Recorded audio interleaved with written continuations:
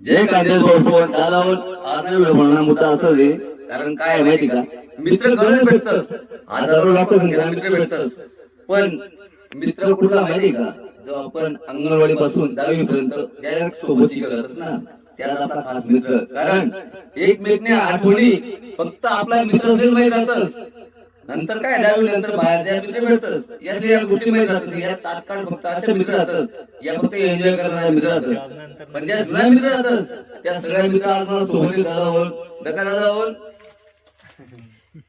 मी ना जास्त शिक्षण व्हायले, मला शिक्षण इथलं व्हायले 10वी 3दा नापास आहे. अभाऊ हे दीपक पोलीस, मुंबई पोलीस आहे. शरद भाऊ येत आहेत. आम्ही लहानपणी चोर पोलीस घेऊन, मी चोर राहू तो भाऊ पोलीस आहे. आणि खरोखर दादा तीच घटना होईल, तो भाऊ पोलीस आहे, तू घर पोलीस. तू पोलीस आहे, तो चोर नाहीये. चोर बी नाही भाऊ. म्हणे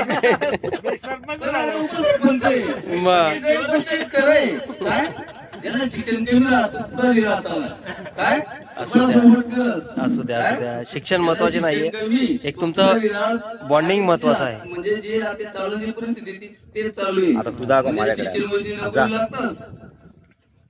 आता आम्हाला इकडे दीपक दादा आपण तसेच आम्हाला अरुण भाऊ या डॉक्टर आहेत सिव्हिलले, त्यांनी मिसेस पण सिव्हिलले डॉक्टर आहेत. तसंच आमचा मित्र हितेश दादा हे इंजिनियर आहेत, बघू शकता आपण हे इंजिनियर आहेत. याचा मला कसं काय शिक्षण कमी राहील माझ्या तसं आम्हाला भविष्य भाऊ आम्ही दोन्ही एकच लाईनले आहेत. आम्ही दोन्ही गाव उपसरपंच आहेत, शेती करतात.